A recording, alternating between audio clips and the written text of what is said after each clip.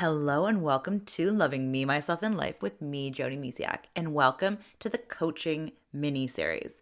So, over 13 episodes, I am diving deep into a question or a topic and really laser focusing in on it. And the question today is, how can I reconnect with who I am after a major life change? For example, divorce, kids leaving, or a career pivot. This is a really, really big one that a lot of us can relate to because a lot of us have things happen in our lives. You know, you're a parent and you put your heart and your soul and everything into everything you do for your children. And then they go off and become their own people. And it's like, oh, but who am I? Or even a career. You put all your heart and energy into a career and then you decide it's not for you and it's a really cool move, but you are still like, oh, but now what? Or, you know, you put your heart and soul into a relationship, a marriage, or even just not like, it doesn't have to be marriage. It could just be a long relationship. And all of a sudden it ends. And you're like, but now who am I? And it's so important that you know that you're still amazing and you're still beautiful as you are, regardless of how you're feeling or wherever you are, because things are happening. And it's okay to have these feelings. And just know that I'm here lifting you up right now, giving you a hug and supporting you through these changes. I have my own personal changes. I had a breakup and that really put me on my own personal self-love journey. And that was so beautiful. So sometimes when something feels dark and heavy and you can feel lost and uncertain, that's where the real magic's happening. Because it's not so much about picking yourself up and picking up the pieces that's left behind. It's about rediscovering who you are. So in any of these moments, you put your heart and soul into something, a relationship, your children, a career, you name it, you put your heart and soul into it. And it's like, well, what happens now that that thing is doing something else, or, your kids are living their own lives, or you're just, shifting and pivoting careers. So what do? First off, I really, really encourage you to start having time with yourself. It could be fancy, like going out on a date with yourself, weekly coffee dates. It could be as simple as having coffee with yourself every morning, not watching the news, not scrolling social media, but just quietly spending time with yourself. And this doesn't have to be long. It could be 5 or 10 minutes. And just really just be there in the quiet moments. And I would also encourage you to get a journal and start documenting what shows up, what feelings come up, what makes you feel, overwhelmed or anxious. Is there something that happens? The worry of a new career. Are you going to be able to do this? Like, what thoughts are coming up? Even with, the end of a relationship, what thoughts have come up? So it's really just clearing space to hear those thoughts. And this can be tricky because you've put so much heart and soul into everything. And maybe you were busy doing all those things, right? Especially with children. I'm there now. And I always, try to be mindful of spending enough time with them so I don't look back later and go, oh man, where did the time go? But also being aware that my whole life is not these kids as much as I'd want to be. So I'm finding that fine balance, but who knows what will happen when they do leave? That time will only tell. So it's taking little steps, but you can't go back in time. You can't change things. So you're here now with this change. So what do? And like I said, the first thing is allowing yourself time to hear your own thoughts, because life was busy, life was going on, life was moving and shaking and grooving, and you might have got caught up in that. And that's perfectly okay and normal. Taking kids from soccer, dance, like all the things. You could have lost yourself in the mix, and that's perfectly normal. So it's allowing space and time to hear your own thoughts, your own heart's desires. And then it's getting into the work of things a little bit.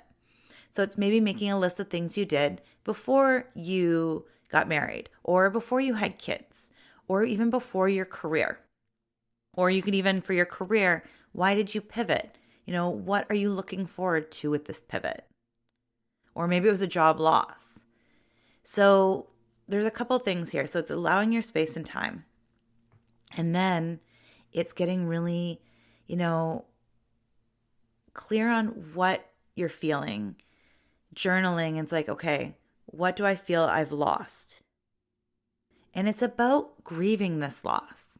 So a relationship ending, kids leaving the house, a career change, losing a job, those are all losses. And it's really important to honor that loss and feel that loss. Don't live there, but honor that loss. So it's journaling, letting that go, or at least the best you can. And so it's journaling, and then you can even write a letter to that person, your kids, anybody, your job, the one you lost or the one you've quit because you wanted to pivot. And it's writing a letter. Now, you're not sending it ever. You're not sending it. But write a letter, and you can either burn it safely, tear it up, put it through the shredder, or what I love to do is even bury it. I love burying it.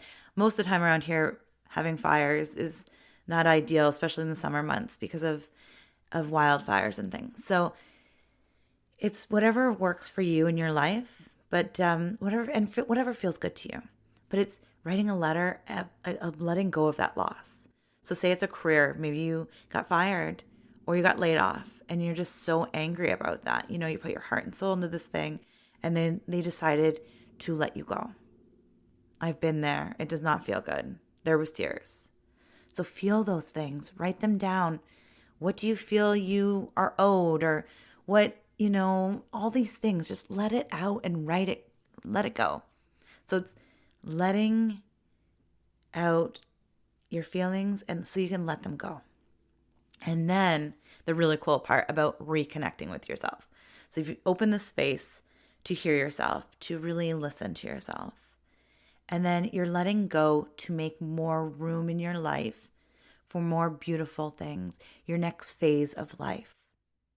And then it's figuring out, what did you do? I mentioned this earlier, but it's getting back to it now. What did you do before your relationship, before kids, and before your career? And write down the things that made you happy, that you loved. Now, not all of them will be anything that you like to do anymore, and that's okay. Just write down anything that brought you joy when you were younger before this change. And then as you go, you can stroke off some of the ones that's like, okay, that does not bring me joy anymore. Put a line through it and go through that. But then there's others that you might find still fun. So you got that list.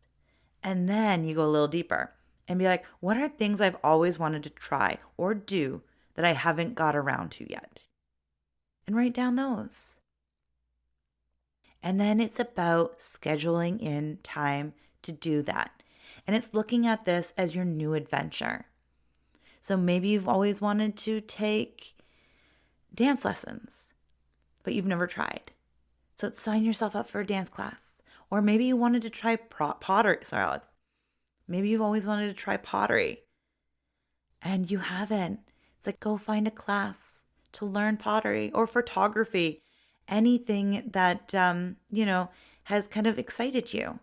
And look at this as an adventure. Now, I'm not saying you go out and do this all in 1 week or even a month, but you have this list and you start rebuilding what lights you up because you've put so much heart and soul into a relationship, your children, a career, and it's that loss. And you might have attached yourself to those other people or that career that no longer is there.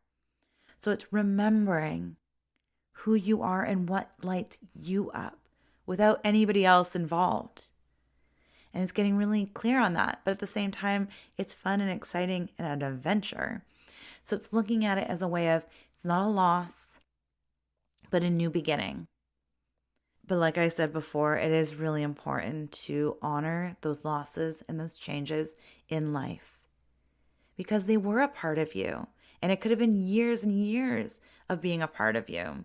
With children, you raise them usually unless you've adopted, you've raised them from birth all the way until they've left the house. That's a lot of heart and soul going into that.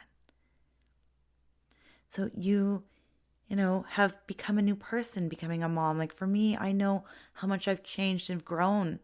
The kids really test your boundaries, and wow, the endurance and the just the love you find when you don't think you have any left to give. It's a lot. And then this could be for relationships and even a career as well, or any life changes. Anything you've put your heart and soul into is going to feel a lot like heartbreaking and heavy. So it's first honoring those and then getting to know yourself better. So what does your heart need or want right now? Go out and do something fun. Maybe you've been in a relationship where you've never really listened to your music anymore. Your partner always listened to it. I'm guilty of that. I listen to my stuff and my husband doesn't listen to it as much because the kids and I have similar tastes. And, we throw in some of his stuff, but it can be tricky.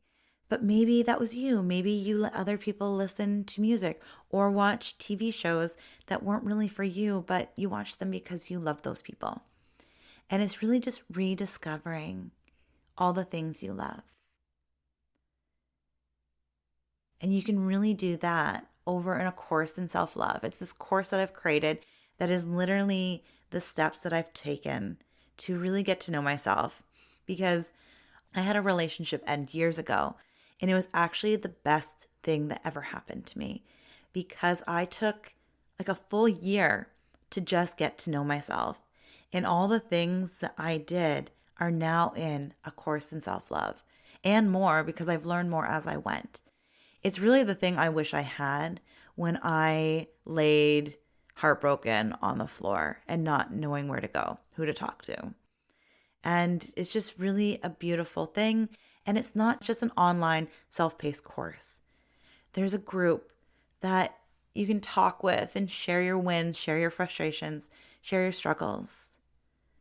So if that's something that you feel you could use, a little guiding light through this change, go over to my website at jodymisiak.com and it's under the courses.